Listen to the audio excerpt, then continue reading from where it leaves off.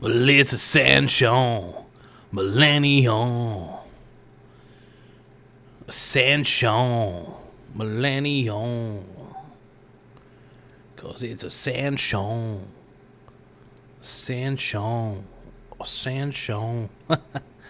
How's it going, everybody? Thank you guys for tuning in to this broadcast. We were doing a live video that was of the horizontal kind, but sadly enough, YouTube does not broadcast these lives very well if they are horizontal. So I am forced to be a sellout, as I usually am, and go vertical. However, Vertical Horizon is one of my favorite bands of all time. Therefore, it makes sense that I would go from horizontal to vertical.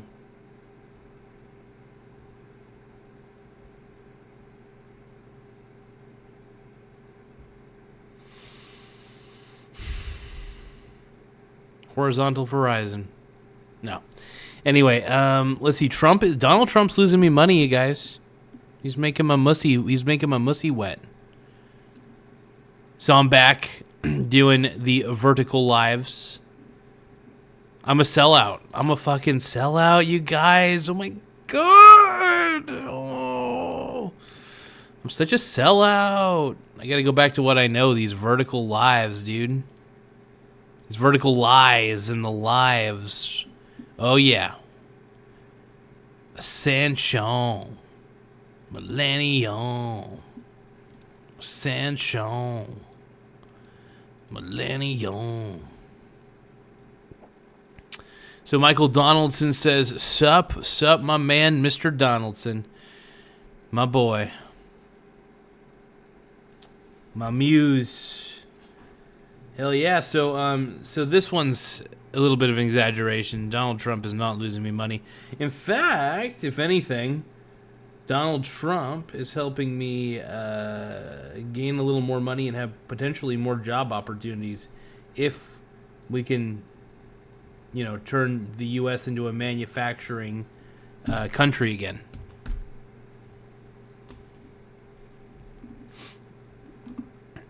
Vertical is easier to comment. Yeah, the thing is, man, I have to get with the times. Unfortunately, everybody's on their phones watching YouTube.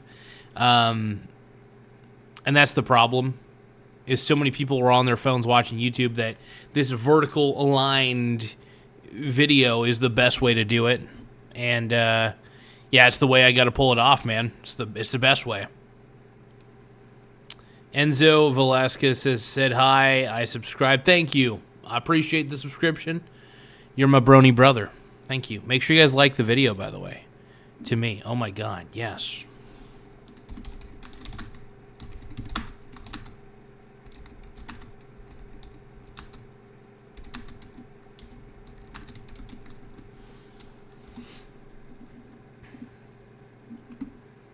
Hey guys, like the video and don't forget to super chat. Oh my God.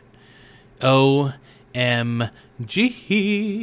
Don't forget to super chat though, you guys. Really appreciate any super chats you guys could give. But preferably, if you guys can like the video. So liking the video is free. Obviously giving a super chat costs money. But giving a super chat, you can promote whatever message you want to promote. You can promote anything you really want to promote through a super chat. So don't be shy. Also, one quick disclaimer. Some of the links in the description are affiliate links, which means if you buy something through them, I might get a small commission. It doesn't cost you anything extra, and it helps support the channel in so many ways. So I appreciate whatever you guys could do. I've been pretty much buying SCH on the dip, SCHX, because it's a large cap index fund ETF, index ETF. And why do I like large cap ETFs? One, because large cap companies are well established during economic recessions.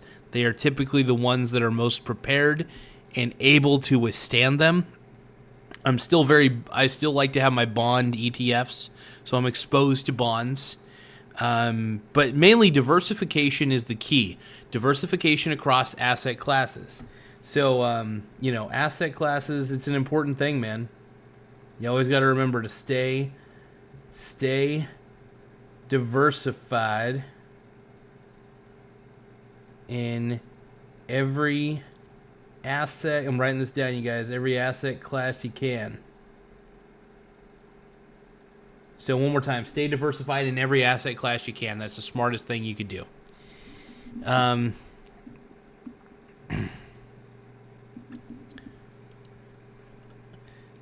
Ice Out Edit says, I sub to you. Hell yeah, dude. I appreciate you. Thank you, Mary. I appreciate it. God bless you. Appreciate you. Michael Donaldson says, no more super chats for you. My money is going in the market. Guess you shouldn't have convinced me to invest. Oh, hey, man. Trust me, I would rather you be investing and making your future better than fucking giving my fucking fat ass money. You don't need, I always joke about people you don't have to give me super chats, by the way, ever. My main thing I want to encourage is people just to invest. I mean, like, what else can I do but encourage you guys to be smart investors? It's really the whole point of this. And I don't know. I like seeing people succeed. And if you can succeed as an investor, that's worth more to me than a super chat, if I'm going to be honest. That's the whole reason I do this channel, is not for super chats. Although, am I gay for super chats? Absolutely. But what I'm really gay for is seeing people succeed in investing. That is what makes my mussy homosexual for. I don't know if that makes sense.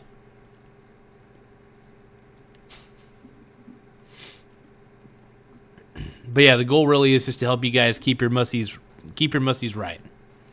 Is really the key. Got this feeling in my soul, you just gotta let it go with Sanchon. Millennium. Michael Donaldson says, I'll buy you a beer when I make it over there. I appreciate it, Mr. Donaldson. Thank you. Yeah, I mean, obviously, I'm a cheap boy. So if you got me any beers, I'd probably just say, give me a Coors Light, or a Bud Light. I don't know. I'm pretty much down for whatever. I'm down for a little bit Bud Light. Bud Light makes me feel tight. Oh, but yeah, man. As long as I can encourage you to invest, man, that's really the key. As long as I can encourage all you guys to invest, I'm not going to tell you guys what you should invest in. I think you guys should invest honestly in whatever you want to invest in, as long as you do your due diligence, do your research, man. If you have to, talk to a financial advisor, talk to ChatGPT. I don't really care who you talk to, as long as it's reputable. As long as the person's got reputable information. I don't give any stock recommendations because that's just not my style. Even if I was a financial advisor, I'd still feel uncomfortable giving stock recommendations. I like to let people know what I'm into, so that way if they do want to copy me, they certainly can. The best artists steal, and honestly, my portfolio is based on several different philosophies. My portfolio is one based on Jack Bogle's philosophy of the index fund, and then another part of it is of the philosophy of what do you call it? Warren Buffett's philosophy of buying great companies. No matter what, whether it's at a fair price, whether it's at an excellent price, as long as you're buying great companies, that's the goal. So, yeah, and then also just staying diversified across all asset classes. I learned that from Ray Dalio. So I'm really standing on the shoulders of giants when it comes to my investing philosophy. So Ray Dalio taught me to be exposed to everything. And then Warren Buffett taught me to look for quality. And I do. When I'm investing in individual stocks for the long term, I'm typically making sure that they're good companies with strong balance sheets, that sort of thing. Another fun fact is, and like I said, I had mentioned Jack Bogle, the whole idea of the index fund. I love the index funds. So those are if we're going to talk about investors who've really shaped me, Ray Dalio, Warren Buffett, and Jack Bogle. Those are my big three. Also, I got to put Charlie Munger in there because Charlie Munger is the founding father of Warren Buffett's modern investing strategies. So really, but behind every optimist is a crotchety old man.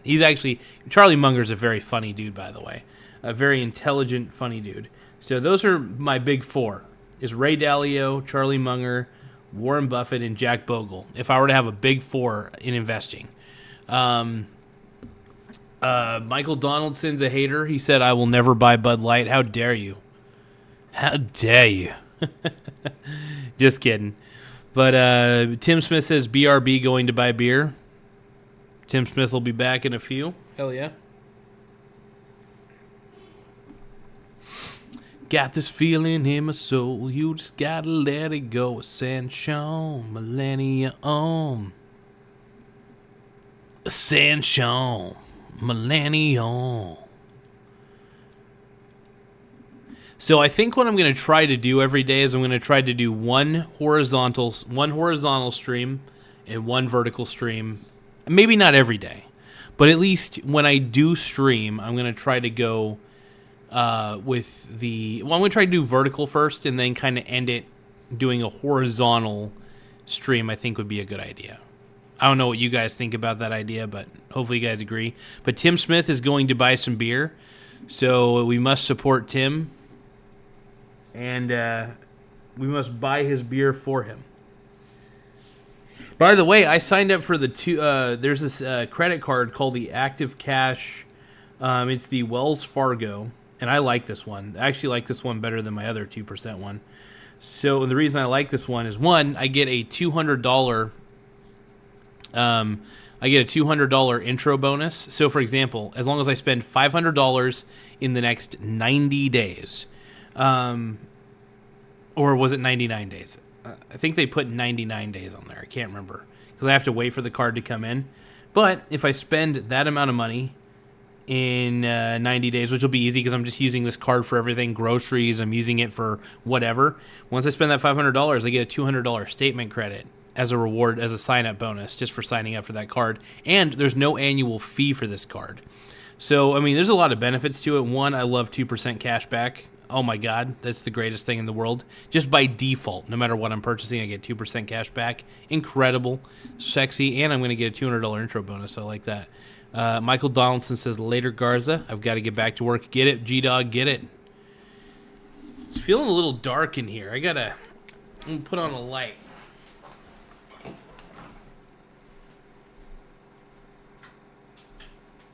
One moment, folks.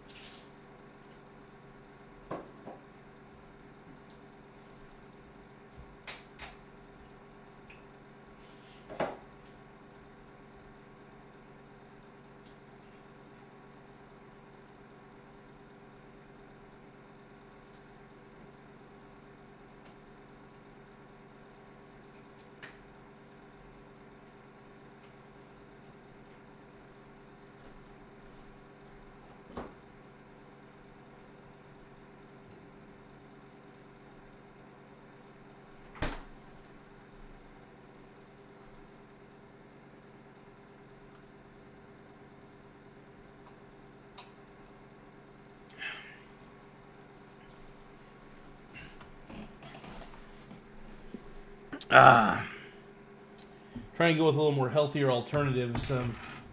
Not drinking as much soda as I normally do.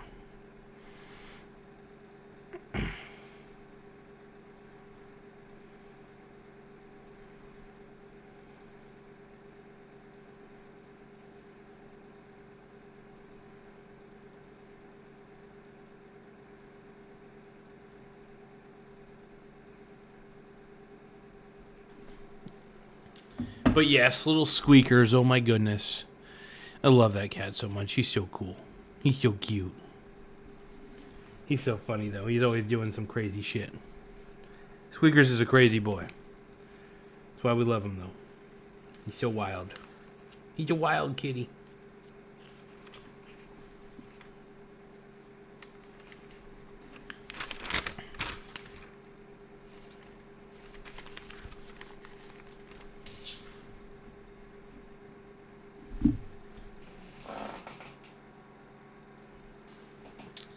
All right, it's a Sanchon Millennium. Ascension. I don't know why I love that song so much. Let's see. Ice Out Edit says, please. Let's see. Tim Smith is saying we have a local stout here called Dark Matter, getting sciencey on y'all. Oh my god. Tim Smith finally discovered dark matter. Scientists have been eluded. I still... Okay, so the funny thing about dark matter, and this is why I hate the dark matter theory. I mean, it is possible that dark matter is a legit thing. The problem is dark matter was created as kind of a scapegoat because we can't necessarily... For scientists, because it's kind of like a placeholder. Because we don't necessarily know how most of these galaxies stay put, you know what I mean? So dark matter, in a sense, was is kind of a placeholder. A lot of people, some scientists do think dark matter is completely fictional, and some think it's real. I mean, I don't know. It's tough to say. I mean, there's no evidence to prove otherwise, but there's no evidence to prove it. You know, there's no evidence. We need evidence, man. So when it comes to dark matter, it's like, well, I think it's great, though. And the fact that there's a dark matter stout, honestly, oh, man. I need to see if there's any, like, IPAs in my local area that have the name dark matter. And if not, I should actually, you know what? I should suggest to Seven Devils, even though I think their customer base is a little annoying, I should suggest to Seven Devils to create a dark matter IPA. We'll call it dark matter. I'm stealing, man. If it's a Canadian IPA, then we'll try to copy it. Basically, we'll be stealing your IPAs here in Oregon. It's funny though. That's pretty cool though, man. I like that. It's a good name. It's a good name for a beer.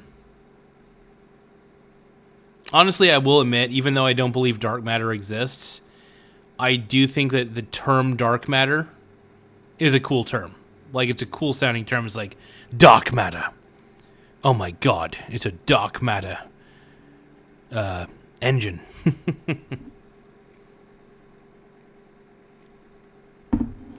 It's pretty cool shit, though. Ascension, Millennium. Because it's Ascension. I gotta stop listening to so much Corey Feldman. It's ruining my psyche.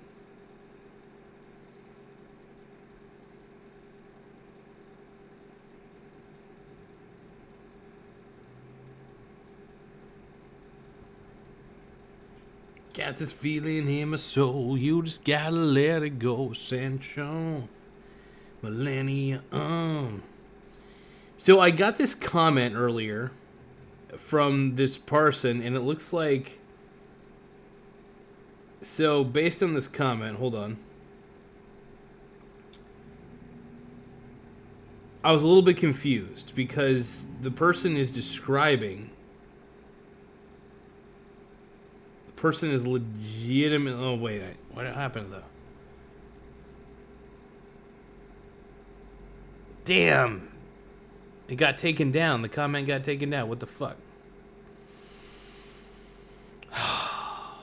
That's okay. That's okay. Either way, it was basically describing. It was basically saying that everybody who hates Bitcoin is usually some fat loser like this guy or something like that, and what was funny about that, I was like, well, isn't that also describing pretty much anybody who invests in Bitcoin? See, the people who hate Bitcoin and love Bitcoin have one thing in common. We're all fat as fuck. That is the one thing that unites us, is that people who hate Bitcoin and people who love Bitcoin, we're all fat fuckers, all right? We're fat fuckers. That's the one thing we got in common, man. It's the one thing we got in common. All right. Having said that, though, I'm gonna have Tim Smith ship me some dark matter. Dude, I gotta see if I can purchase some dark matter IPAs around here. I don't think we carry any Canadian brands, but damn, we need to. I always come Mex 9603. He always comes back. Biden come back. You guys like Joe Biden? You guys if anybody likes Joe Biden, man. My dad was a Biden freak. My dad loves Joe Biden. It's just disturbing.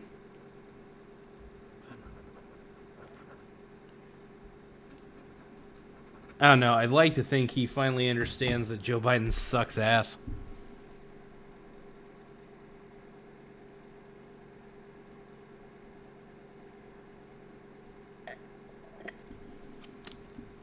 I'm subbed that way, yeah. Hell yeah.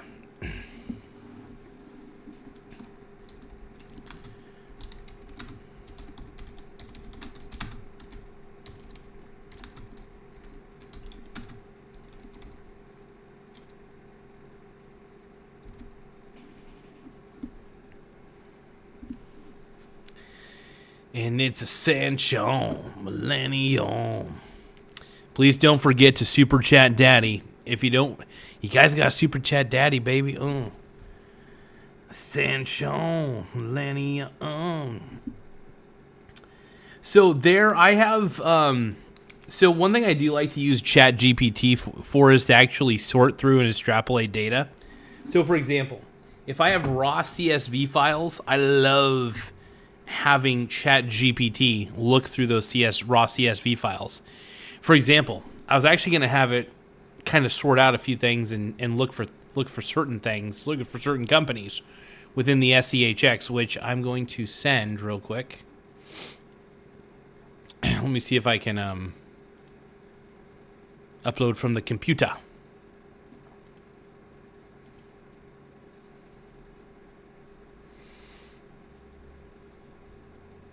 If it'll work. Okay, hold on.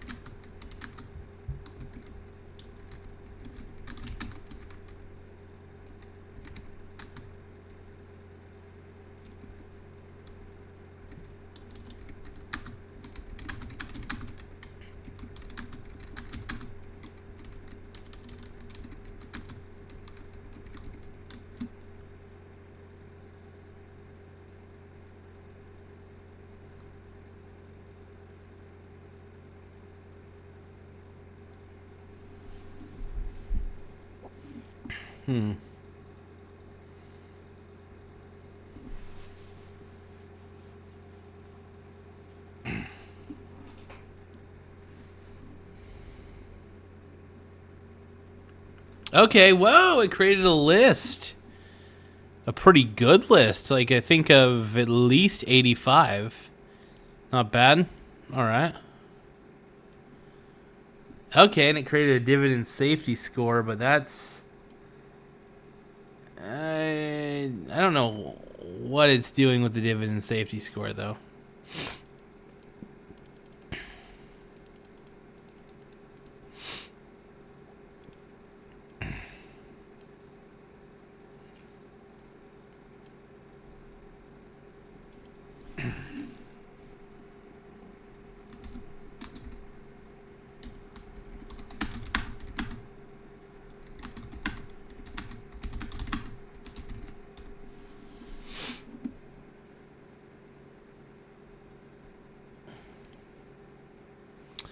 Bro, I have a question.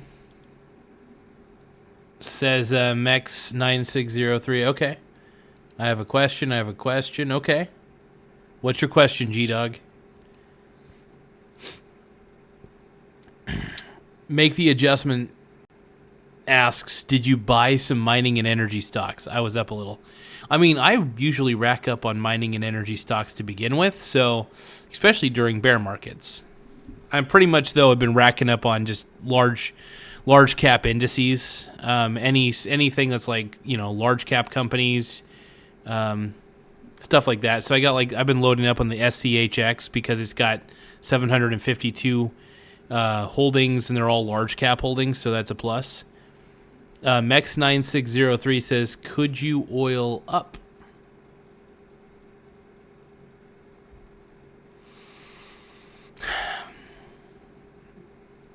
They took all my baby oil, my baby oil. Salted Fishing is asking, is this where the gay Elon butt buddies hang out because I'm here? Yes. This is where all the Elon butt boys hang out. Yes, this is where the butt boy magic happens. So, yes. Could you oil up is what Mex9603. Look, I got the baby oil. It's sitting underneath the sink, the bathroom sink. And I could put it on. I could. But I won't. Because I'm not that kind of boy. Just not that kind of boy. I know that you think I'm that kind of boy, but I ain't. If you want my love and I gave you all my trust, you lied to me. Tell me, baby. Let's go. Hashtag Elon is a top. Mex, do it. Don't forget to like the video, you guys. You got to subscribe. Please like my video.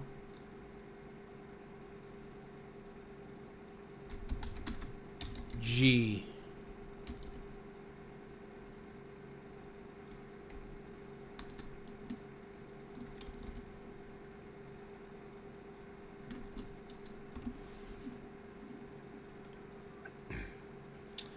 Okay, so chicken, jockey, skitterbit cat. Okay, that's all right. Do it. Let's see. Salted Fishing on the bottom for Elon. Please do it. I'm gonna do anything. Come on, everyone. Hit that like. Everybody hit that like button for Daddy. All right, Daddy needs some likes. I need those likes. Oh my God, please like my video. Please. Please. I need, oh shit.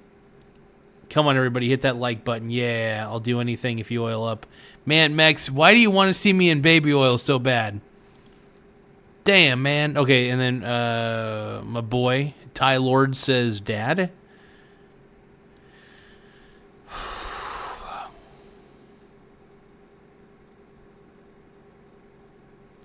If Mari does a DNA test, he's going to find out that I am your biological stepfather. I'm sorry. I don't mean to be.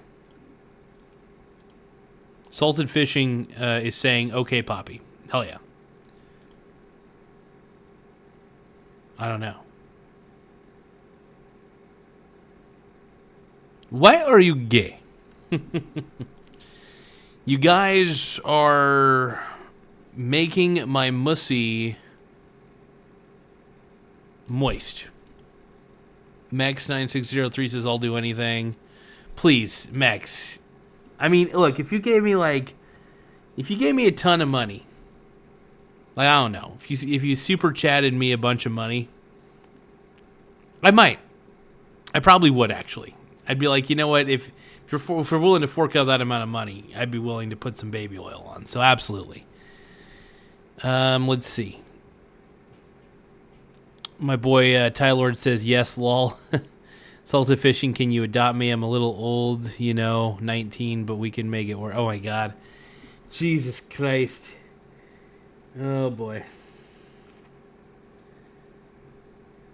Salted Fishing, man, I guess you're my biological stepson, too. You're all, you're all my biological stepchildren.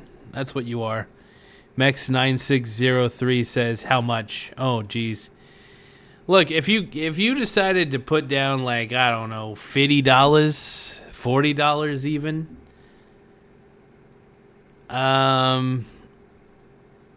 Yeah. I just might. I might get that baby oil out.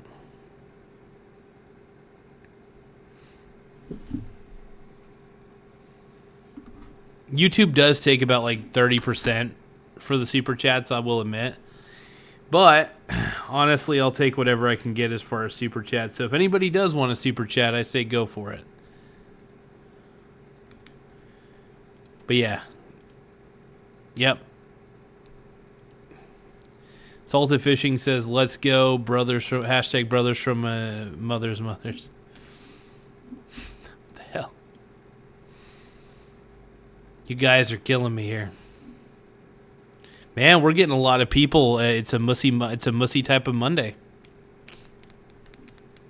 Hey man, anytime there's a lot of viewers, I am always grateful for lots and lots of viewers. 24/7. This show is made for mussies, all right? By the way, this book is a good book. The little book of bull moves in bear markets.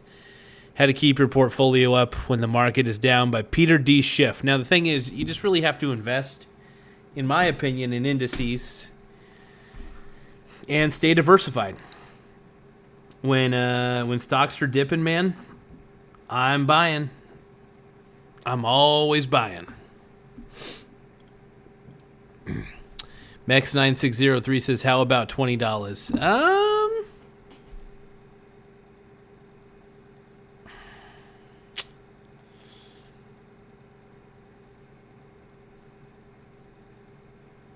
Where would I have to put the baby oil? I don't know. Here's the thing, man. I would have to take off my shirt. I don't feel like doing that right now.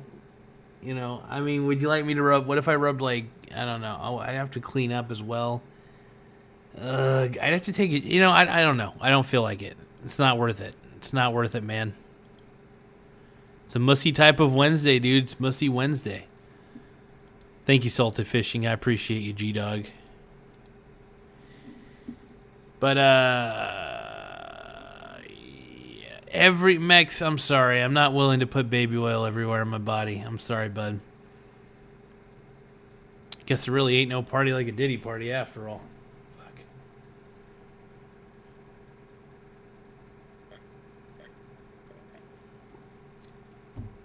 No deal.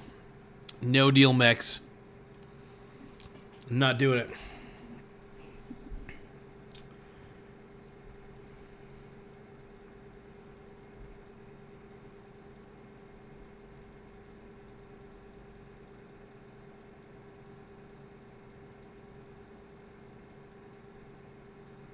Oh, okay. Hold on, I gotta pay my electric bill. I realized I just got my electric bill. Got my electricity. I always try to pay my bills the moment that they come out, just so I get them out of the way. Because I usually don't forget any of the bills, but you know, just in case.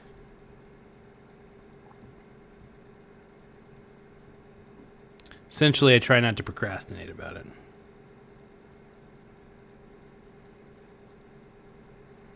If you'll want my lovin', I give you all my trust. Would you lie to me?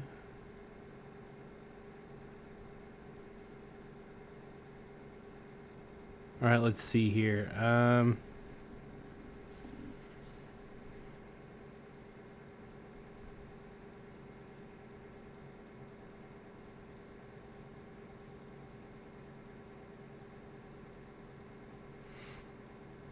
Just paying my bills real quick here, you guys. Hold on. I gotta pay this electric bill.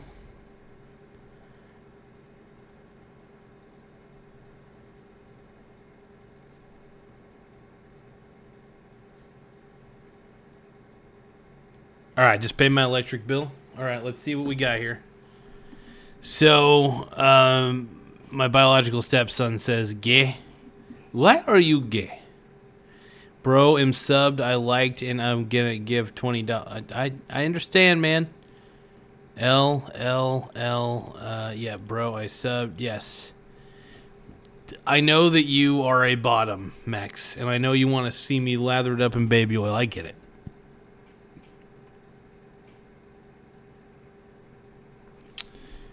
Oh, boy. Driving with spices, pay mine, too. Yeah, I was going to say, Max says, imagine your lights go off. So I pay all my bills early. Like, I am crazy about that. Like, the moment I know a bill's coming out, like, I'm on it. The moment I see, because I have all of my bills, I get notifications via email. So whenever I check my email and I see that my bill's been released, I'm like, oh, I'm paying it. Boom. I am a freak with that shit. I am like, I mean, I'm always checking my financials and shit, like in the morning. It only, you know, it's funny. It only takes me like 2 minutes to check all my financials. Like, I keep all that shit like on lockdown. I'm a freak. I keep it all. I keep it all on lockdown, man. I just assume, first off, it's funny because I don't, and I this is not a humble brag. This is me tooting my own horn. I have made it in my life to where the reason I'm so cheap is because I don't believe that when I make more money, I need to spend more money. In fact, I realize the more money that I make, I need to find ways to spend less money so I can invest more of it to make more money. The goal is just to have enough money, not just enough, but to have an abundance of money come in through whatever assets that I have to be able to pay for my existing lifestyle. The goal is have your assets pay for your ass. Assets equals financial freedom. Preferably productive assets like stocks or leased out real estate, one or the other. But yeah, that's the way I do it. How about a Diddy party, says Max. Oh, absolutely. I'm all about that Diddy life, dude. Go Diddy, dude. Did he do it or did he not? Right, yep, Driving with Spice. So you guys make sure you guys subscribe to Driving with Spice. I know that she's trying to get a certain level of subscribers. Actually, what are you at right now? Let me take a look. I want to look at your channel real quick, see where you're at on. See, Driving. What the hell? Driving with Spice. Let's see. Last time I checked, okay, you're at 244. I see you've been doing a lot of the, let's see, the vertical screen. That's good. Let's see, you've been doing some horizontal videos. That's good. But mainly lives, it looks like. That's great. Self-employed. I love it, man. This is cool. It's neat. You're actually making some really cool thumbnails, too. I'm not really big on doing thumbnails because I just don't do them. I just don't really care that much, but that's awesome, man. Good job. I mean, you're really climbing up there. If there's one thing I can mention, when was the last time you did a short video is the question. Usually short videos are the key. So if you could try to release at least, I'd say, because when you're at a lower subscriber count, if you start releasing 3 or 4 short videos a day, you can really jump the chains in subscriber count because more people will subscribe. So, yeah, I would definitely start working on doing some short videos from time to time as well. That would be really the key. But you're doing a good job on the whole YouTube thing. I really think it's cool. I once you get to that 1,000 subscriber marker, YouTube really does push your content out more. So really, focus on the 3 hashtag rule. Short videos. I'm telling you, short videos are great. That's one of the reasons why my channel boosted up so quickly, was because of crazy short videos that I had made. And that's why I'm able to have a little more. See, good, thanks, not sure. Today, I think. Wow, okay.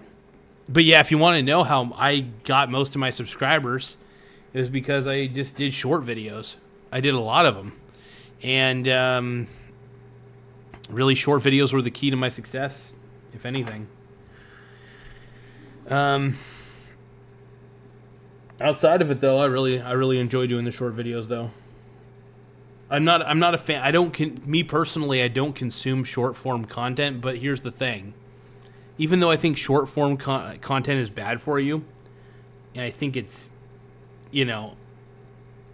I can't just be the old man throwing rocks at the kids. You know what I mean? I can't just be that guy. Sometimes, if everybody's watching, I got to go where the eyeballs are at. So if everybody's eyes are on their phone watching short videos, I got to start producing short videos. It's all about where are the eyeballs at, right? So appreciate it. And so ask yourself the question, where are the eyes looking, right? Are they on their phone? Are they looking at short videos? Are they looking at live videos vertically? Could be both. One of the reasons I love doing these vertical lives is because I reach a new audience every day, it feels like. Maybe not the newest of audiences, but at least a new enough audience. And it's nice. I love it.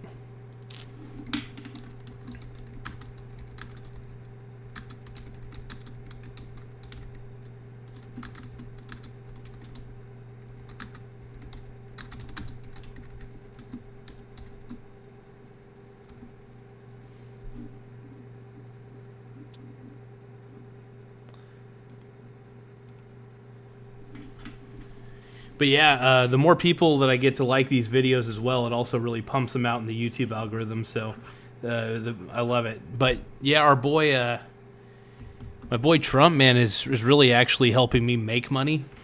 Even though the title says for the time being, I'm losing value in my investments, but I'm a long-term investor. So I know values are always going to fluctuate up and down. This is a buying opportunity for sure. When I look and I see that the markets, all the different indexes are down for the day, I see that as a golden opportunity for me to buy a little bit more. When will it go back up? I don't know. It just depends. It depends on market sentiment. There's a lot of things that make the market move. Fundamentals of the company, of the different companies, are one of them. But truth is, a lot of the stock market seems to rely on the rumor mill sometimes. But look, if stocks are down for the day, I'm always buying. I will say this, even when stocks are up or not up at all, sideways or down, I am consistently buying whatever I can get my grubby hands on. So basically, buy. I want to buy every stock. I don't even care if they suck my cock. It might sound lazy, but it ain't no lie, baby. Bye. Don't really want to make it tough. I just want to tell you about a Jigglypuff. All right, there we go. That's all I got to say. I love buying stocks on the dip, man. First off, when I could buy, I bought a whole bunch of real estate investment trusts. I think it was like during was it 21?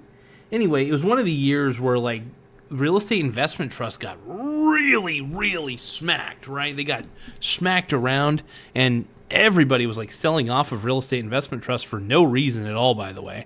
I think the only reason was interest rates were going up a bit.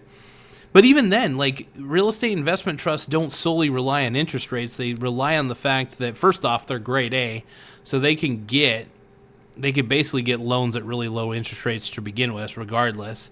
And two, real estate investment trusts are always expanding, and they're always leasing out their real estate. So when I saw that, man, when I saw the sell-off of real estate investment trusts, that was a huge buying opportunity for me. So I went in and I bought a share of as many different REITs as I could.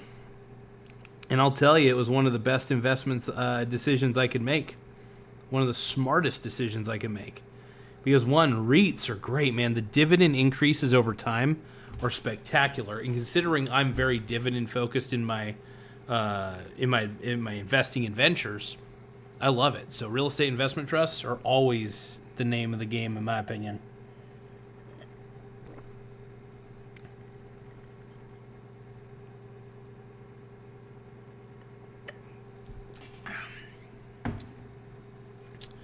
I love reeds on my teats.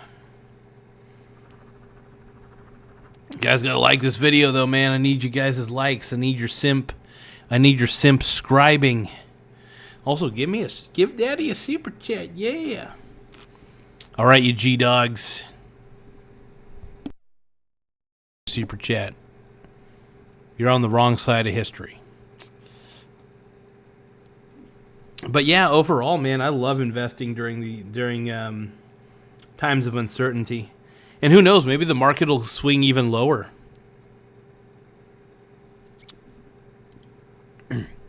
Let's see, Driving with Spice says, you should churn your advice into a sheet and sell people those sheets. Nah, I mean, what I could do, well, this isn't advice, by the way, not financial advice. None of this is financial advice.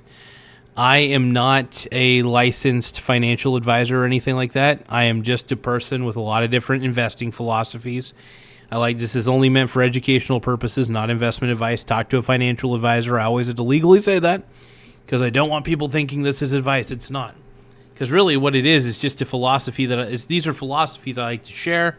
And I don't, if you want to buy the dip, great. I'm not even going to tell people what to buy. I'm just saying I buy different indices that I particularly like. I'm not going to tell you guys which is the right one and which is the wrong one. I think as long as you're diversified, that's great. And as long, me preferably, like I said, I love buying large market cap ETFs. And I'll tell you why. Because in those large market cap ETFs, you have tons of companies that are valued greatly by the market. And that's why they call them large market caps. And what a market cap really is market capitalization. It's how the market basically grades the overall value of the company. Some companies will give you an example. Apple is worth last time I checked, I think it's in the $2 trillion range. But Apple is worth $2 trillion, the overall company. That's how the market grades it. To me, that's insane, but it's probably true. Because Apple makes a fuck ton of money through all the different products it sells, all the different software, all the different things that Apple has. Its AirPods, all of its products. And Apple doesn't just have physical products. It's got software. It's got everything. So Apple is one of those companies that's still always going to be valuable. I mean, I don't fully trust it. I don't trust putting all of my money into Apple.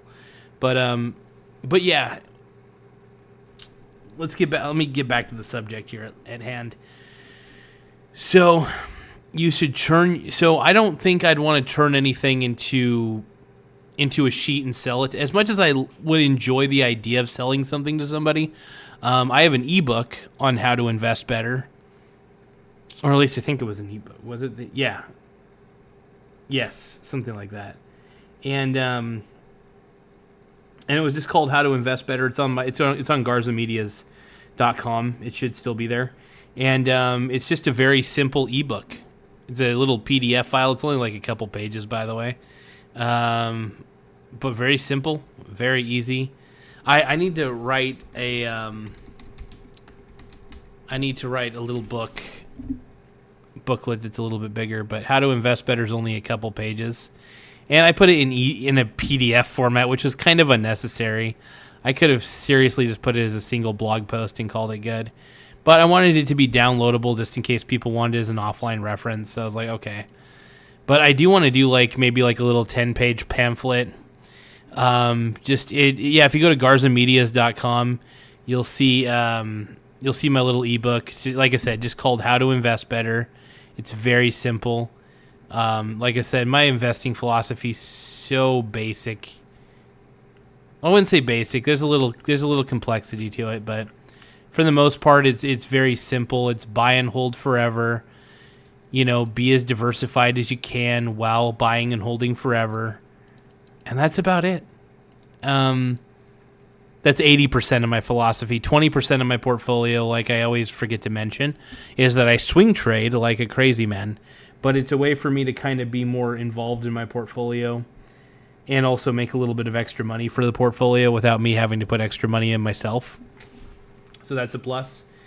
So yeah, I'm a huge fan of making a little bit of extra money for the portfolio and doing that. Now you're probably wondering, are we in a bear market? I don't really know.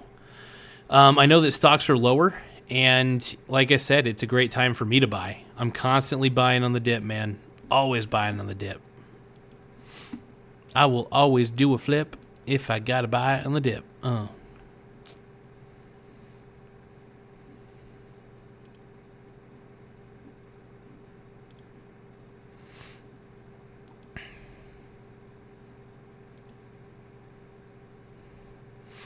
My mussy is the bussy, and I don't know why. I don't know why. I'm that kind of guy. My mussy is the bussy, and I don't know why. I don't know why. I'm that kind of guy. But guys, ought to make sure that you like the video and subscribe to the channel, because if you guys like the video, it forces YouTube to push this shit out, and it makes my mussy wet. So please like the video. I beg you. I'm on my knees, I'm begging, please like my video. Also, make sure that you guys check out, just as a quick heads up, some of the links in the description are affiliate links, which mean if you buy something through them, I might get a small commission. It doesn't cost you anything extra, and it helps support the channel. So from the bottom of my heart, I say thank you. Let's see. Driving with Spice is asking, what do you usually do with the money that you earn? I reinvest it. If you're talking about the money that I earn from swing trading, in my portfolio, I typically reinvest it into my long-term holdings. So if I make a lot of extra profit, I'm usually investing in, different ETFs that are long-term holdings, different individual stocks that are long-term holdings. And pretty much I have a very dividend-focused investing strategy. I love covered call ETFs to have in my portfolio. My portfolio is not saturated with covered call ETFs, but it has them as a way of getting income during any market.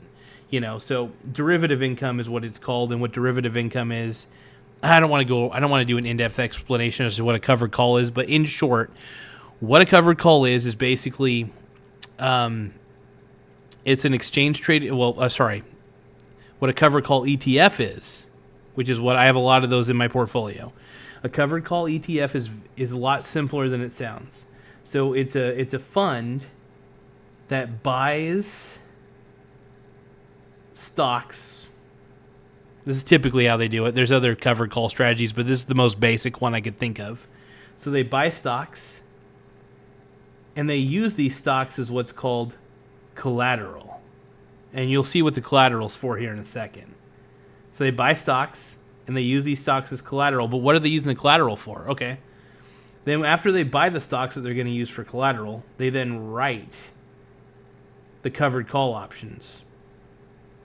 Now, what the hell is a covered call option? So what they really do is they're writing call contracts.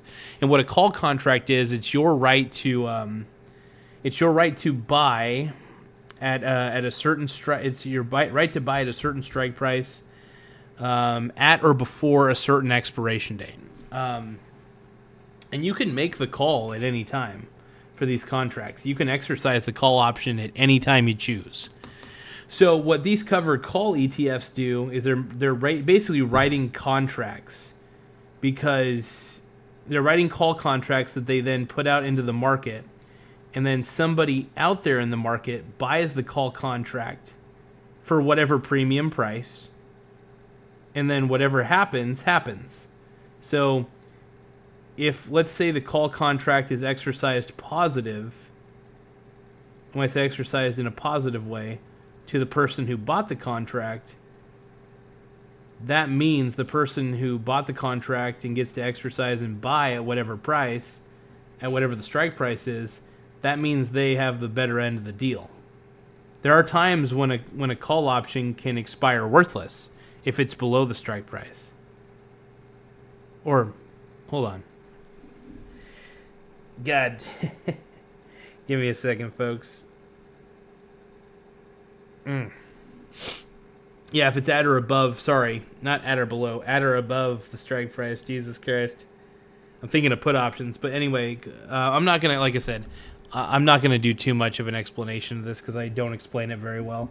It's a little new. So basically, they do contracts that are put out to the market, and the premiums that you get from the premiums that they get from writing these contracts are basically the income. Now, as far as it goes, sometimes that could backfire a little bit, and you won't get as much derivative income as you expected, because maybe the call options, maybe for instance, maybe the market will do better than expected, so that call option will expire in the favor of the person who bought it, which is actually bad for the fund, but it's not like a big deal because these call options expire every month, so they're very short-term call options that are written at whatever price the stocks are at and stuff like that. It's not like the most complicated thing in the world, but I'll say this: it's very fun. So I really overly explained that. So basically, covered call options are just a way. Covered call ETFs are just a way for you to get income from written call options, and the stocks that are in the fund are used as collateral. And the reason they're used as collateral, by the way, is that way you can offload those stocks to let that person buy them for whatever strike price was on the contract. Anyway, like I said, I'm not the best at describing call contracts, but I think hopefully you guys have a general idea. Definitely look up more on. Anyway, it's not needed. Not needed. So the beauty here is I have covered call ETFs for a little bit of extra income. I've got index ETFs. Even though I don't believe in actively managed funds, I do have actively managed ETFs just for the shit of it, because I do like to, like I said, I like to be diversified, even into things that are beyond index ETFs. I've got active ETFs, I got index ETFs, covered call, individual stocks that I buy just because I know that the companies are good that I'm purchasing. Like, I'm racking up, man. You could say that I am overly diversified, but I don't believe there should be a limit to how much you diversify. I believe that the whole idea of over diversification is a bad thing. Like, not okay. Hold on. I think that saying that you're overly diversified is a bad thing, because I think that you shouldn't really put a limit to how much you're diversified.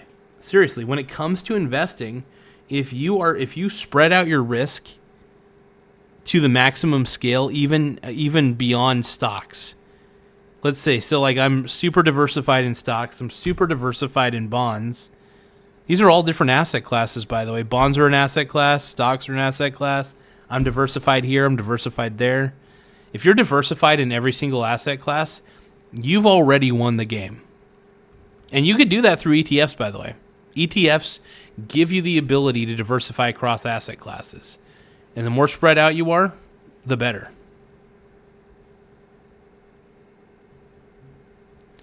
Now, just to let you know, none of this is financial advice. Just as a heads up, not financial advice. Talk to a financial advisor.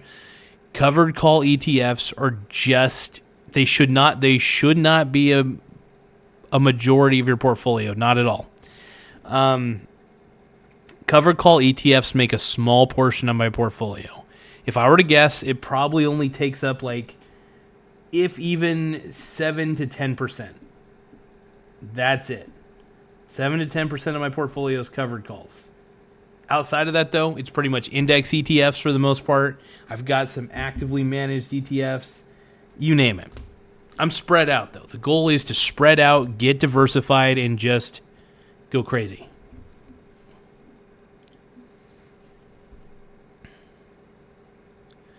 How many different bonds are there? Driving with Spices, I thought there's only one bond. There is only one bond, and that is James Bond, for sure. It's a cheesy dad joke right there, but yeah, the only bond I really care about is James Bond, because all the other bonds are boring. The irony is bonds themselves are a very boring market. All you're really getting, but it is nice because it is, I wouldn't say guaranteed money, but you get guaranteed interest almost, because bonds, like, let's say corporate bonds, for example. if a company goes bankrupt, who do you think gets screwed over the quickest? I won't let you think too long. The person that gets screwed over the quickest is the shareholders, the owners of the company, basically. They get screwed over the quickest during a bankruptcy. However, the people who can recoup some of their money are actually the bondholders. The bondholders for corporate bonds actually get paid out, if I remember correctly. I could be wrong on this, but they're one of the first to get paid out, typically. So bondholders will, so it's usually, so bonds are actually safer. I will tell you this, bonds are safer than stocks, without a doubt. That's one of the reasons why I'm exposed to bonds as well. During a market crash, bonds have been an excellent source of income for me to use towards buying stocks during a dip. So really, I use the bond income that I have as income to purchase more stocks. It's really the key. But yeah, so in a sense, like, stocks are great, but if a company does go bankrupt, usually the stockholder just loses all the money that they invested in, and the bondholder at least usually gets a payout, because the bondholders are the ones that get reimbursed first. So bonds, in a sense, are safer, but if you're... I will say this, though. The safest... I can't speak. Hold on. The safest bet, in my opinion, is to be in large cap companies, because usually they are the safest bet. They usually have a good moat around them. They're a good brand. They're well managed. They got a good wide product pipelines and stuff, like all that shit. So I think large cap companies are typically good to hold. Bonds are great to hold, in my opinion. I love bond ETFs. I'm a fan of them. But oh, hold on, I gotta pop my neck. Oh, but yeah, I'm just a huge fan of bond ETFs. You name it. There's just so many different types of ETFs out there, and those ETFs allow you to get exposure to asset classes that you typically wouldn't have exposure to.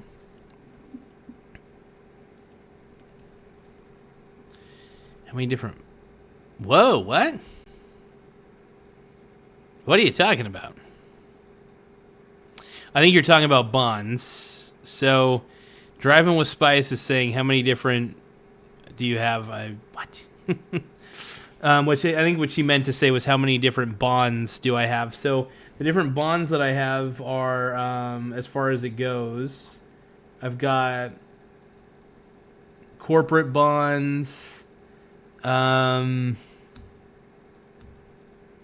I'm exposed to a lot of different bonds through different bond ETFs that I own. So some are corporate bonds, some are government bonds, like, like treasury bonds, that sort of thing. Corporate, treasury, which are basically government bonds. There's other types of bonds that I'm probably missing out on. Let me think about this real quick.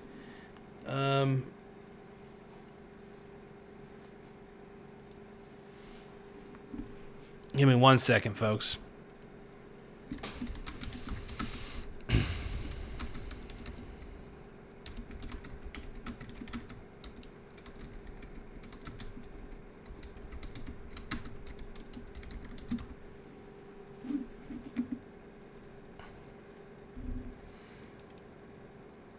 Okay, so yeah, that's right. There's government bonds, like treasury bonds, municipal bonds, sovereign bonds, and there's corporate bonds. There's agency bonds, which are government-affiliated organizations like Fannie Mae, Freddie Mac, that sort of thing, by credit card. Yeah, so those are the two main types. Like government, basically, it boils it down to corporate bonds and government bonds. Like,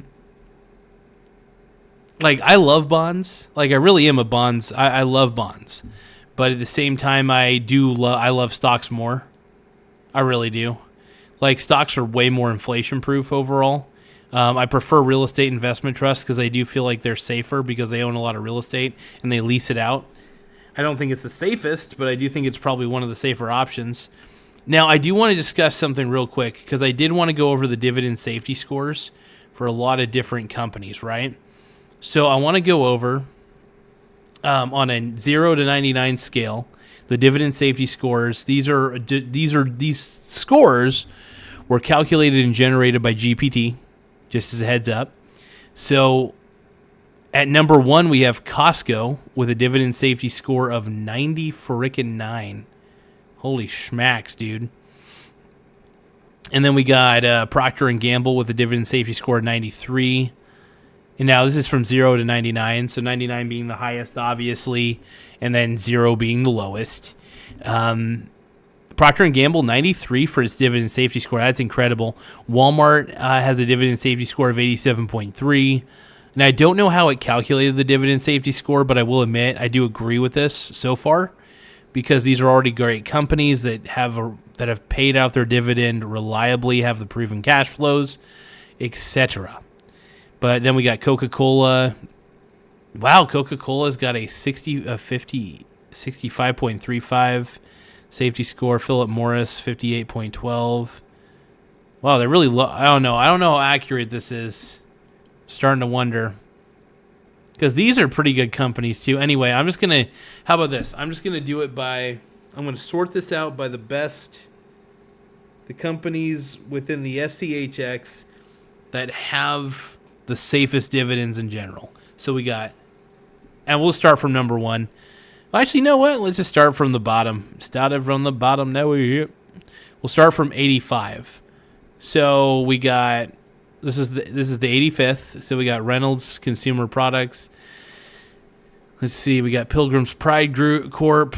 We got Cody Inc. Class A. We got Darling Ingredients, Post Holdings, Celsius Holdings, Primo Brands, Class A Corp, the Campbell Soup Company, hell yeah, love Campbell Soup, Brown Forman Corp Class B, it's a good one, Walgreen Boot Alliance Inc., Coca-Cola, hold on, oh, gonna pop my neck.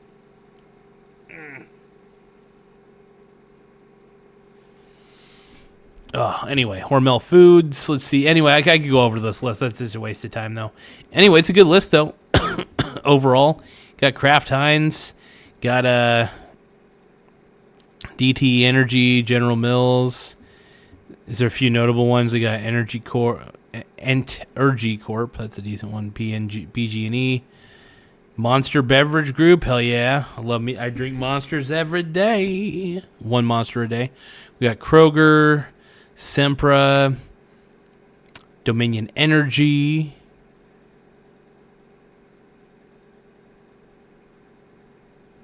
Duke Energy Corp, Altria Group. Hell yeah, these are decent ones. Hell yeah. Anyway, I could go on and on.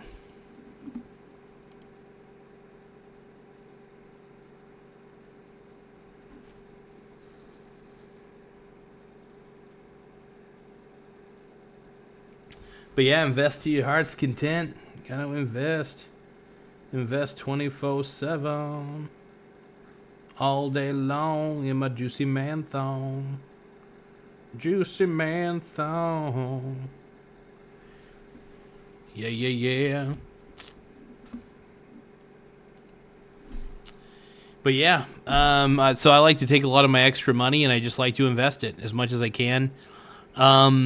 I do want to kind of at least have enough money on the side to pay off my car early if I choose to, if I needed to.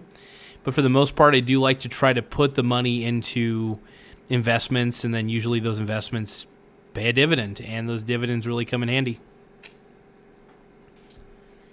That's just how my portfolio runs, though. It runs on dividends. It runs on Dunkin' Donuts and dividends, man. That's just how it runs. My portfolio runs on Dunkin'. Oh my God. Oh my God. Make sure you guys like the video, though. Subscribe.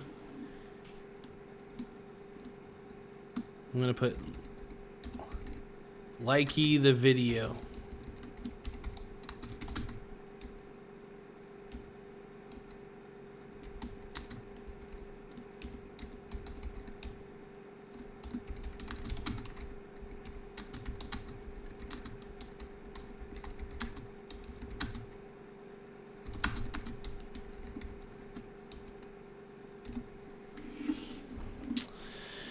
Gonna try to encourage people to please like the video and please subscribe to the channel. The more likes we get on these videos, the better. It makes the channel sexier. It makes my boobs grow bigger. Do you guys want my breasts to grow bigger? You guys gotta like the video if you guys want my sweet soggy man tits. I don't think anybody wants that.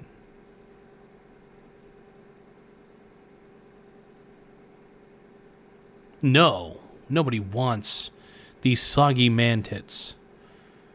I hope they don't. My God.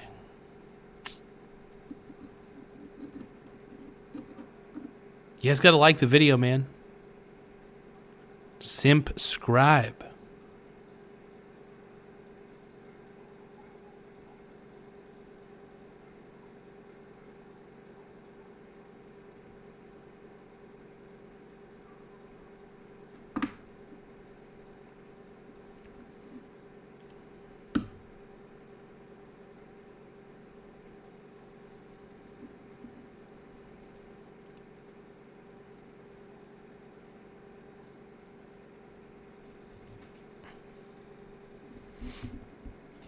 Ooh, footage of the colossal squid captured on camera for the first time.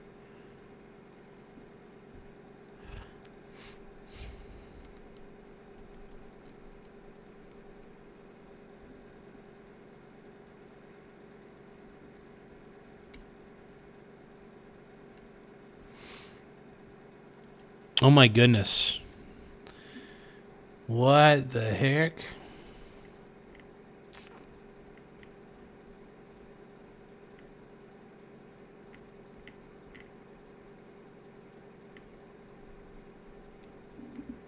Jaguar Indy. I never heard of this. That's a cool sounding name for a kitty though. Kitty cat. It's like a, I don't know exactly.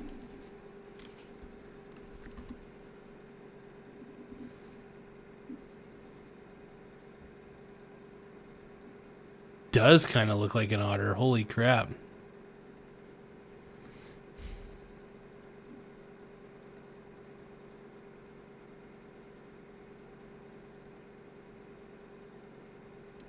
Oh, it's such a cute cat, man. Wild cat.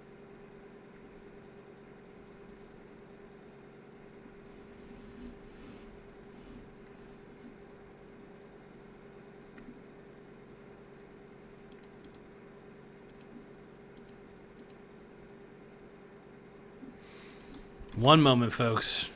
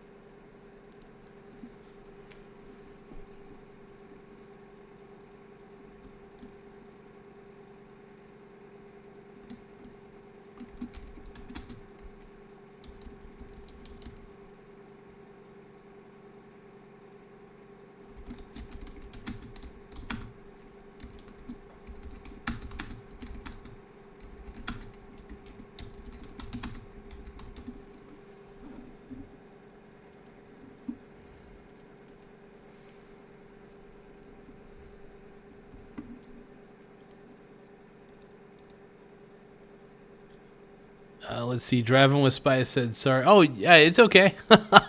Yeah, just as a heads up, you don't always have to watch the show. My show is not always appropriate for people in an Uber anyway. So if you're doing Uber and stuff and you're like, taking people from point A to point B, I don't know if they want to listen to this anyway. So you should probably, this is not safe for work anyway. So that's funny though. Heck yeah. Get it though. Smart, smart, smart. Driving with Spice, by the way, I do want to just say I envy your work ethic. I will tell you what. I know that you're, you're constantly dashing, you're constantly Uber driving, and I think it's pretty dope. So I just want to say you're an inspiration for me to work a little bit harder and work a little bit smarter, and you do both of those. So I just want to say thank you. Honestly, I learned just as much from you as you learn from me. I just want to say that. Let's see. Driving with Spice says, do you ever invest in like small businesses or people that you know, or only stock? Okay, so here's the thing. I would have to, if I were to invest into somebody's project and I knew them, it has to be a good project. It has to be something that I would firmly believe would be profitable in the future. And if it doesn't seem like it would be profitable in the future, I might not go for it. That's me personally. So I pretty much only, here's the thing, man. If there's no cash, if there is no, let me rephrase this. I'm going to quote Kevin O'Leary. He said that one day, because he had got scammed a little bit, there was one day where he suddenly grew a little Charlie Munger on his shoulder. Charlie Munger's the investor that I really love, by the way. He's one of my favorites. But that little Charlie Munger on his shoulder, you know what it told him? It said, if there is no cash flow, just say no. If there ain't no cash flow, just say no. And what he means by this is this. If there is no cash flow and there's only promises of cash flow, that's a little scary, and I don't know if I want to be invested in that. Sure. Is the upside great if it ends up working out? Sure. The company can boom. The business can grow rapidly. Things can go really, really well. But if things go poorly, you lose all your investment. So the thing is, what Kevin O'Leary realized was, I think I just need to only invest in companies with proven cash flow. You know what I mean? Invest in companies that have already proven themselves worthy of being profitable and have grown over time, and show that they can still be profitable. And that's the whole point. Profitability. Not on a quarter by quarter basis. I really just care about annual progress for the most part. Is the company progressing annually? Are they growing? Even if they don't grow, if they're just heavily profitable and the cost of operation for the company is low, they don't even really have to grow as long as they pay a consistent dividend, and as long as their dividend grows over time. Usually does due to inflation anyway, so. So what I'm trying to get at is this. I don't really ever invest in anything that's an unknown. And I will say this, if the investment doesn't have any real cash flow, or if the investment doesn't seem promising, I don't think I'm going to be on board with it. Because I will say I am more tempted to bet against something that doesn't have positive cash flow if I feel like the idea is bad enough. There are some companies I think that are out there that I would feel very confident betting against. I'm not going to say which companies those are, but mainly penny stocks for the most part.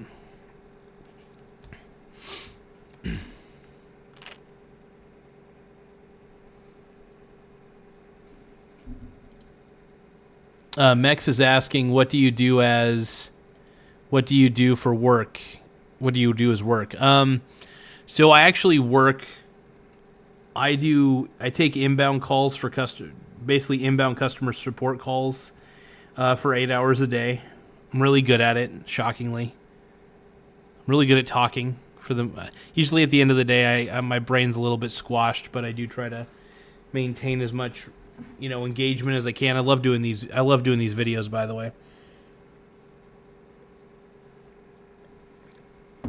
These videos keep me really engaged with the audience, and I prefer to keep it that way. I love being engaged with the audience.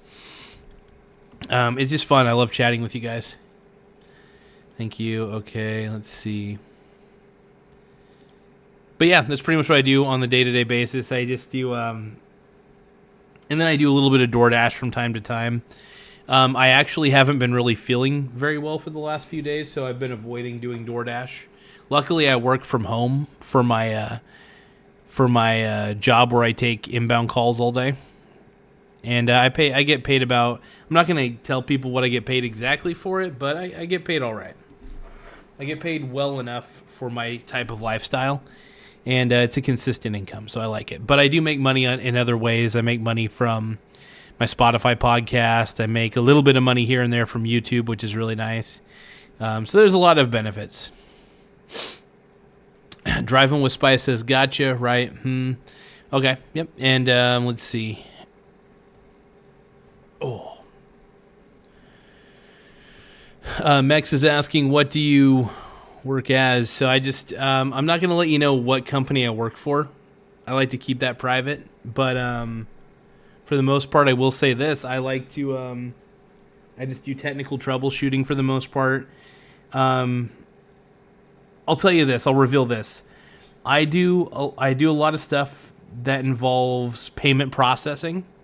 When I say payment processing, I mean like, you know, people like link certain financial instruments to this service, and they use the service to pay for certain items. I'm going to be very vague about that, but there are calls that come in where I have to troubleshoot those types of issues. I have to troubleshoot billing issues, like people wondering like, what's this transaction about? And then I let them know what it's about, and they're like, oh, that makes sense. I did do that, and stuff like that. And then there's also like people needing to change out their financial instruments. I help them with that.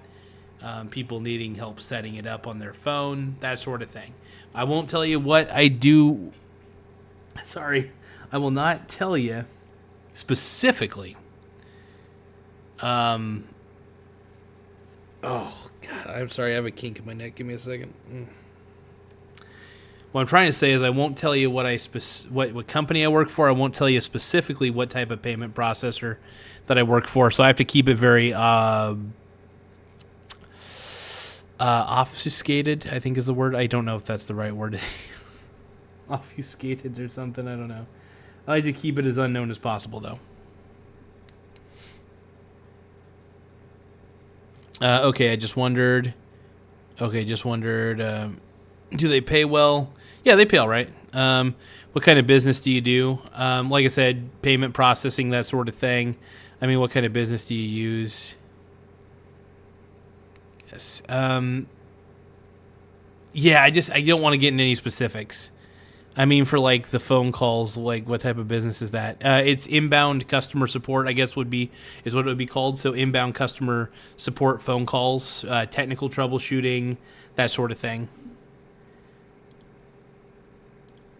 You have a question? Go for it, Max. Credit cards? No. Well, I'm not going to go into specifics as to what kind of payment methods I work with on a day-to-day basis. Because like I said, I like to keep it very vague. I don't want people to figure out what I do for work. Because, I don't know. I think it's just, I keep that separate. Because you never know. People try to ruin people's lives all the time. But, I don't even like to reveal what company I work for. Mainly because I like to keep it vague. As vague as I can. Yeah, exactly. Vague. Yes. So I like to keep it, yeah.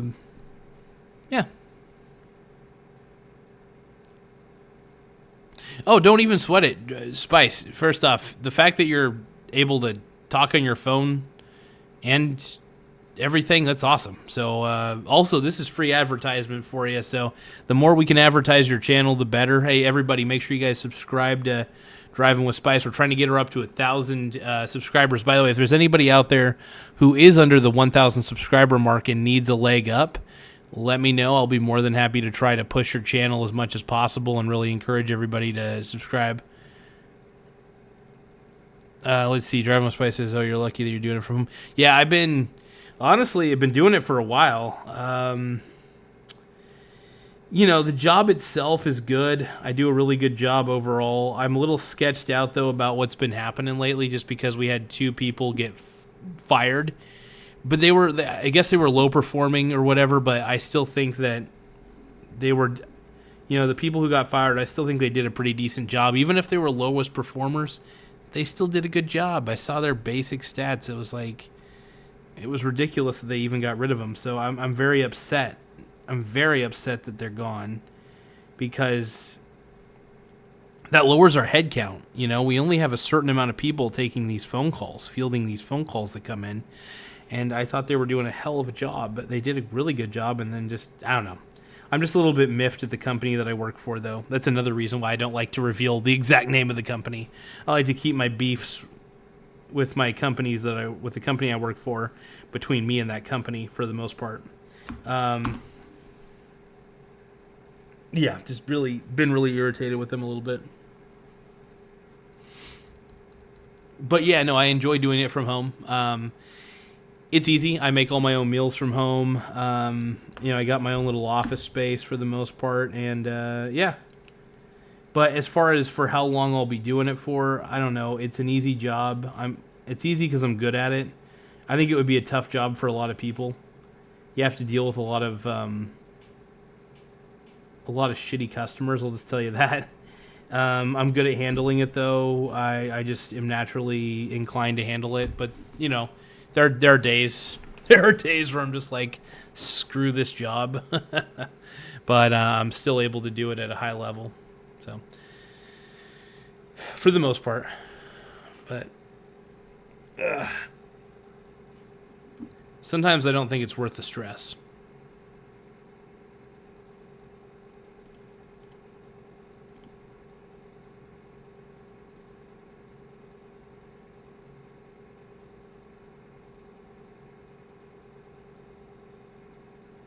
You are welcome.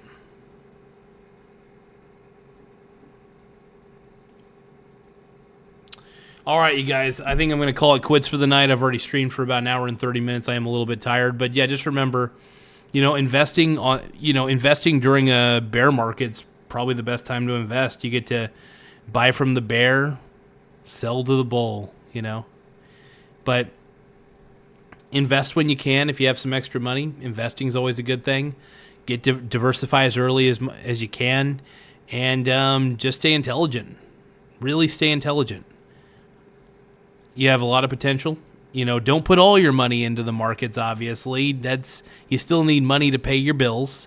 But if you have side money that's just sitting around, feel free to invest it. I'm not going to tell you what you should invest in. I'm just saying figure out what you want to invest in and go for it.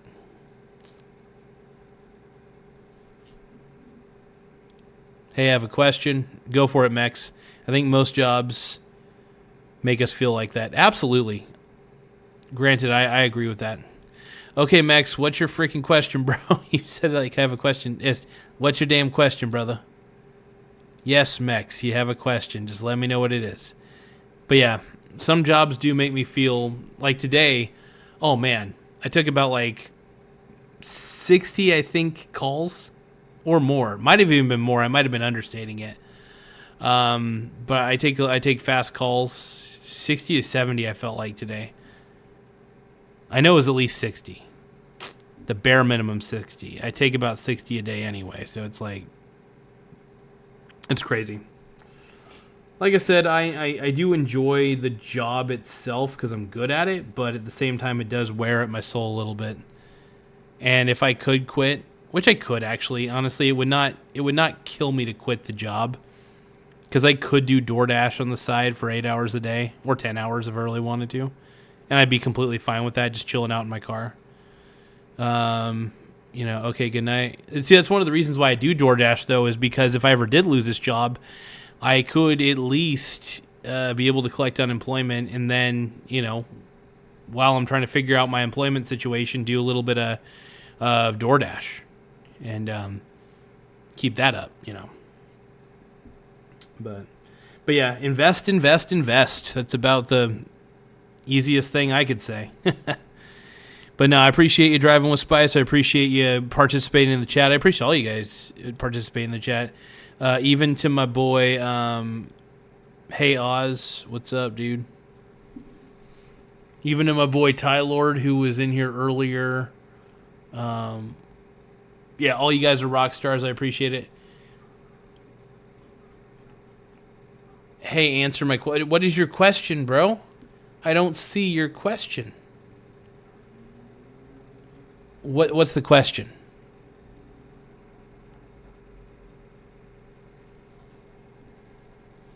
Max, you're really testing my patience, brother. But Max, just let me know what the question is. I will try to answer it to the best of my ability. You son of a bitch.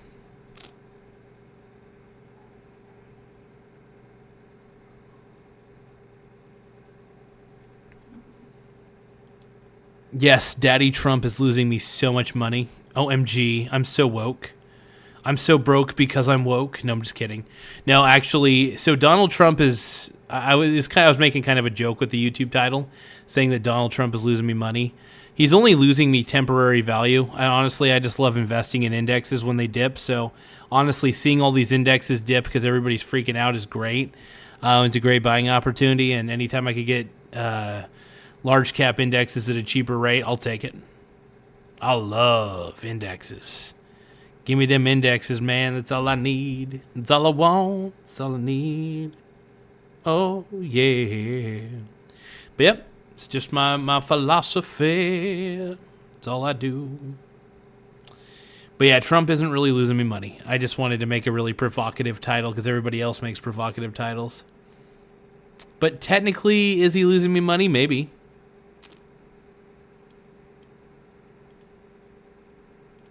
I should put a question mark at the end of that. Donald Trump is losing me money? Instead of having an exclamation point, I'll put a question mark. No, not really. He's not losing me any money. If anything, I like the fact that all the indexes are going down in value. That means I'm just buying up the indexes as much as I can.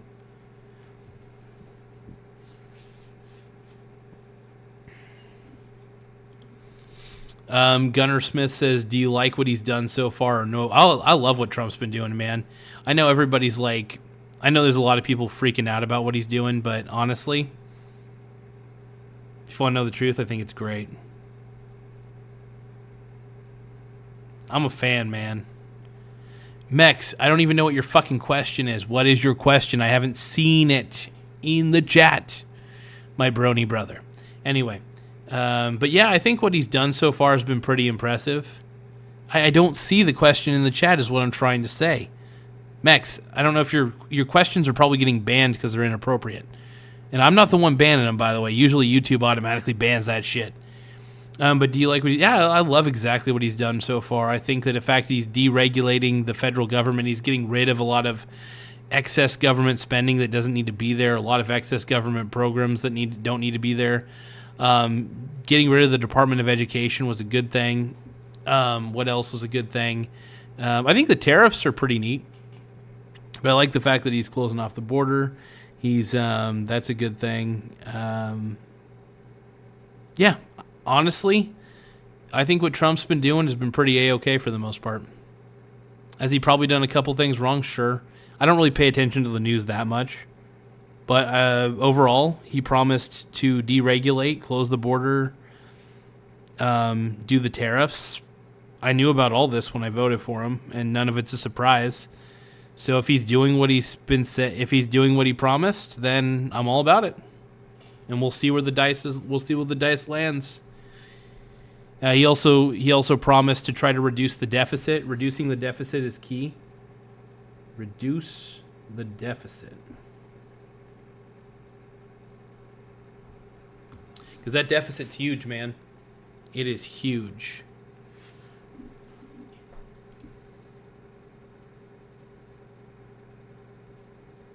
Yeah, I agree with what he's done so far. Is what Gunnar Smith says.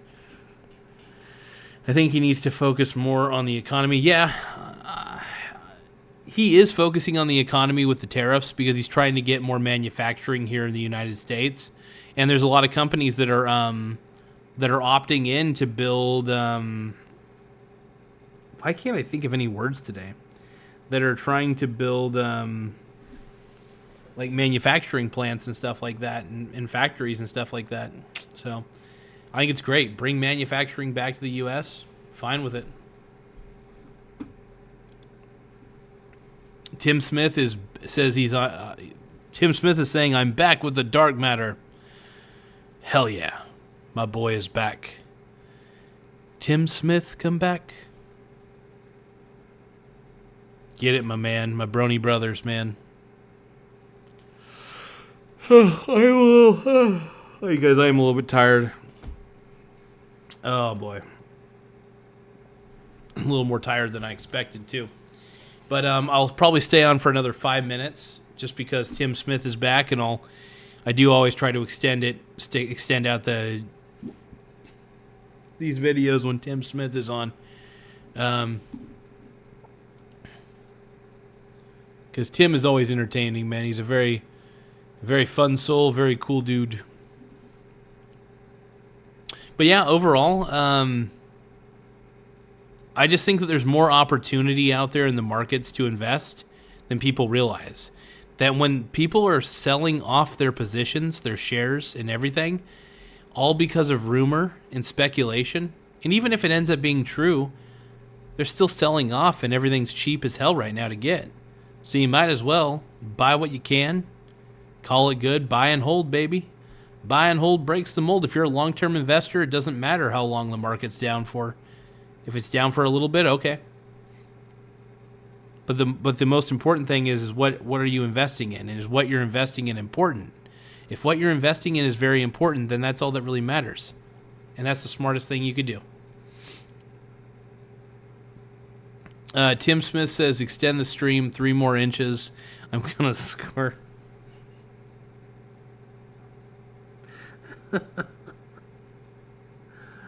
Oh, that's funny, man. That's too fucking funny, man. Oh, lordy.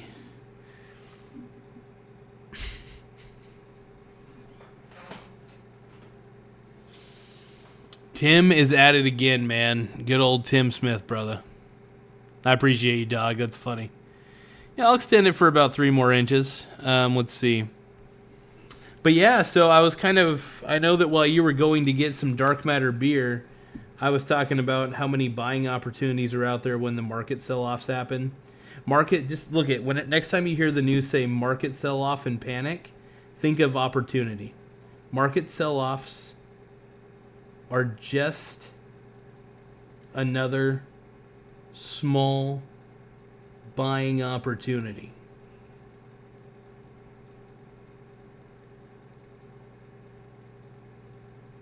That's what they are.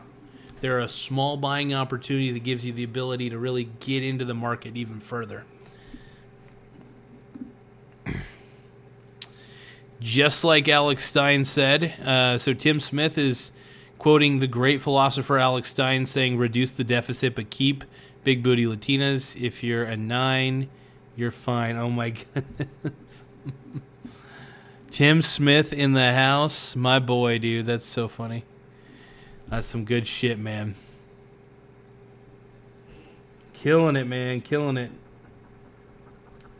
But yeah, there's just been a lot of truth bombs coming out, so lots of truth. Lots of truth coming out, so it's wild. I took a little peek at the news today, and it's kind of crazy what's going on. But I don't know how much I believe of what I hear on the news, so I just kind of take it with a grain of salt.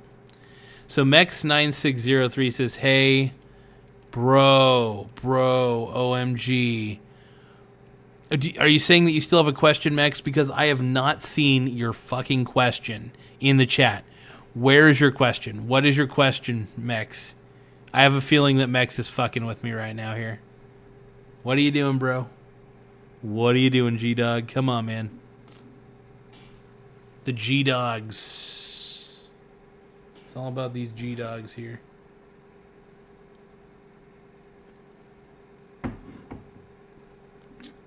Mex9603 says, can you help me? I don't know. What do you need help with, man? I have no idea what I could help you with.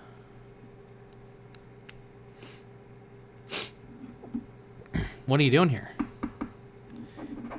Dude, I don't even know what I could help you with, bro. You just keep asking, can you help me? What do you need help with? Just answer the fucking question. God damn it.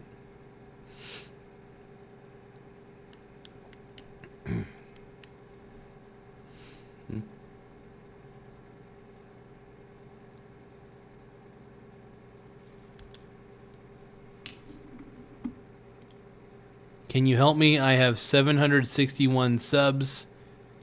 Okay. Okay, fine. I'll give you a shout out then. All right, everybody. Make sure that you subscribe to Mex9603. He has 761 subscribers, but he's trying to get to the 1,000 subscriber threshold. So please make sure when you have a moment, check out his channel and subscribe and become a simp to Mex9603 FM. But yeah. So subscribe to Mex. All right. Tim Smith says Mex9603 was my last order number on my Taco Bell receipt. Chalupas for freedom. Hell yeah. I appreciate this big time, G-Dog.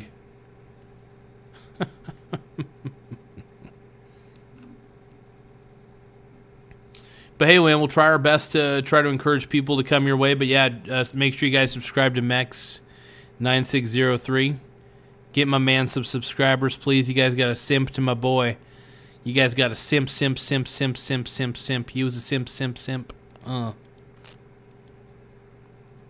Because if I'm a simp, use a simp.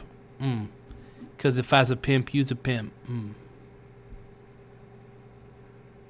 I got to stop acting like I'm black.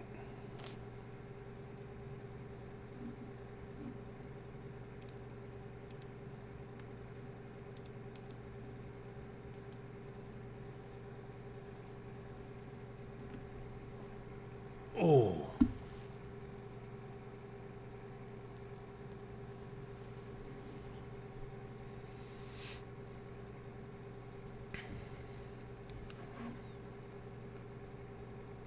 Are you a pimp or are you a simp?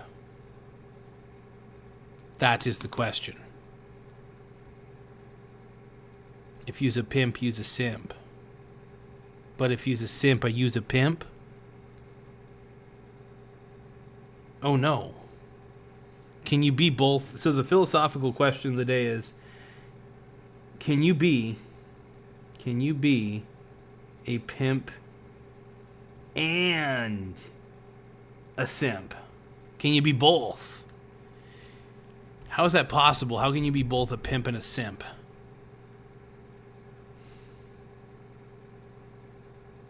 I think this is only a question that ChatGPT can unsuccessfully answer. I'm going to ask ChatGPT this question.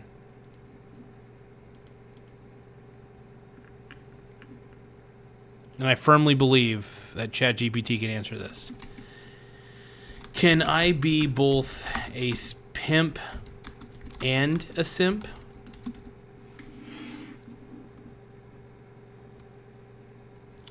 Now ChatGPT responded, only if you're running the strangest dual business model known to man. Oh my God, ChatGPT might be giving me great business advice on how to be a pimp and a simp at the same time. So now ChatGPT is saying only if you're running the strangest dual business model known to man. Being a pimp means you're the one in control, calling the shots, keeping your game tight, and never catching feelings. Now being a simp, on the other hand, means you're out here throwing money, time, and emotions as someone who wouldn't even hold the door open for you. So unless you're simping for one woman while pimping out the rest, you're gonna have a serious identity crisis on your hands. But hey, the world's a strange. Be the Shakespeare of contradictory roles if you want. Just don't forget your crown or your clown shoes. Now, it's asking you trying to philosophize this or just trolling for fun. I want a real answer. Can I be a pimp and a simp at the same time? I just want to know.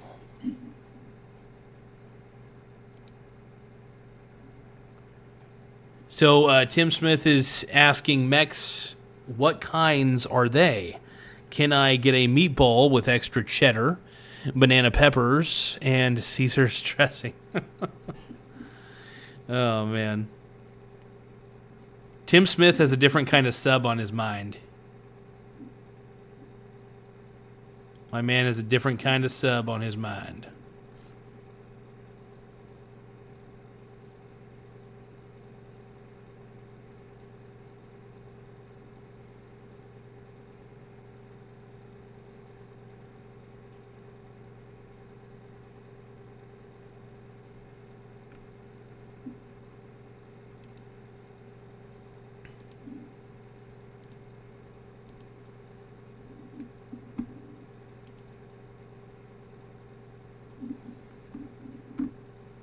Can you be a simp on a blimp? Oh my god. Oh my god. All right, here we go. Okay. So, all right, real talk. So ChatGPT's giving me some real answers here. Yes, you can technically be both a pimp and a simp at the same time, but it's a messy contradiction. Here's how it breaks down. There's pimp mentality. You're in control. Others depend on your influence or resources. You maintain emotional detachment, business over feelings.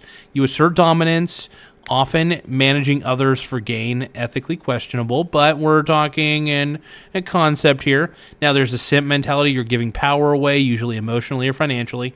You're investing in someone, often romantically, who doesn't reciprocate or respect you the same. I'm trying to sound like Robert Downey Jr. when I say this. Simping usually means you're emotionally attached, vulnerable, or seeking validation. The conflict. Being a pimp means you're the one being simped for, not the other way around. So to be both is like being your own boss and employee at the same time. You're flexing dominance in one area while being submissive in another. You could be a pimp in your public life, commanding respect, running things, but secretly simping hard for someone in your personal life. That's the paradox. So when it can happen, so number one is compartmentalization. You're cold and calculated in one realm, managing a hustle, but a total emotional wreck for a girl who you can't stop texting. The delusion is this: you think you're a pimp, but everyone sees you as a simp, or vice versa. Life happens. Power doesn't immunize you from feelings. Even kings catch feelings. Look at half of Shakespeare's plays. Final verdict: yes, you can be both, but you'll be at war with yourself. It's like trying to walk forward and backward at the same time. Eventually one side wins or you crash. You trying to work out something personal there, or just vibing with a wild idea? I'm just going to say vibing with a wild idea. Lol. Okay, there we go. All right, so play some Race Master. I am going to stop streaming here in a second, though, man. I'm a little bit bushed. I've already been streaming for an hour and 48 minutes, and I'm tired. I'm tired, man. I'm so tired. I also do got to clean up a little bit. I did the dishes earlier. I did a few things, but got a few groceries as well. But yeah, man, you got to be a simp before you can be a pimp. Or do you got to be a pimp before you could be a simp? I don't know. I'm trying to figure this one out. I just love saying pimp and simp, though, in the same sentence. Because if you's a pimp, you can be a... No, if you's a simp, you can't be a pimp. Oh my God. I sound like such a fucking chode. Let's see here. But I do want to thank you guys. Mex is asking, hey, dude, can you sub? I'm not a submissive, all right? I'm not a bottom bitch. I'm not gonna. When I say bottom bitch, I mean I'm not a power bottom. I don't take it up the butt. I don't take it up the butt, bro. Let's see. Driving with Spice says, I think most men. Let's see. I think most men successful business are young women. Oh, I know that you're talking on your phone, so I don't know. That message might have came out a little bit scrambled, but I think most men successful business. Huh. Interesting. Kane Fire Fist says hello. Kane Fire Fist, you came at the butt end of this one, man. I'm sorry, brother. I am going to stop the stream here in just a few moments. I'm going to stop pissing on all of you guys. Just like R. Kelly by the way, this is philosophy talk, all right? Just like R. Kelly knows, even the stream must stop at some point. Once again, just as R. Kelly already knew, the stream must end at some point. So, when I'm saying stream, I mean urine stream. I'm pretty sure you guys understand what I'm saying. So, Tim Smith says, sub on a blimp. Wait, a blimp and a sub in the same shape. Can AI get a foot-long meatball blimp? Oh, God. Tim, you've been drinking too many dark matter IPAs, brother. I love you. You're the man. You're the GOAT, dude. Kane Firefist says, nice blue eyes. Oh, sorry. Thank you, Kane Firefist. I appreciate you, partner. When is the next stream? When is the next stream in time? You know what? I don't know yet. Next stream will probably be...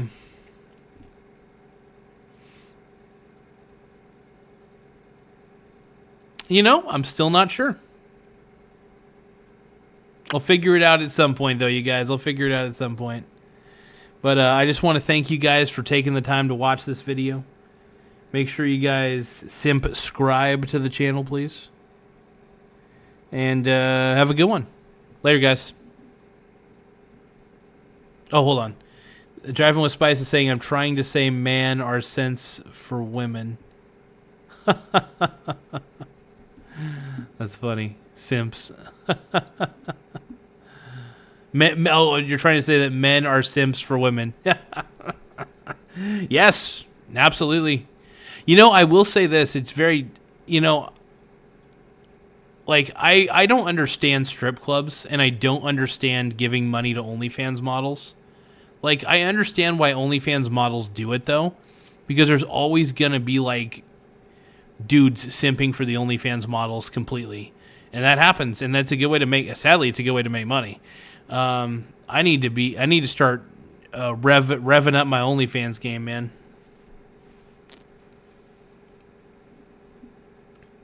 Tim Smith says, hey, driving with Spice, make sure my fries are in the bag. Hey, driving with Spice, you got an order all the way to Canada. You got to make sure you go to Tim Smith has a Canada order for DoorDash. You got to cross from the United States border. You got to go all the way from, like, you're like in LA, I'm assuming, right, Spice? So you have to go to LA all the way to, like, Vancouverish, Canada, just to get this delivery going to Mr. Tim Smith. So it's probably going to take you quite a few hours to get to Tim Smith. But all right, we'll catch you all later. I appreciate you guys. Hey, safe travels driving with Spice. Make sure you guys subscribe, and also I wish you nothing but success for the night and kick some ass. Get those deliveries in, get those Uber drives in, and do what you got to do. All right, well, I'll catch you guys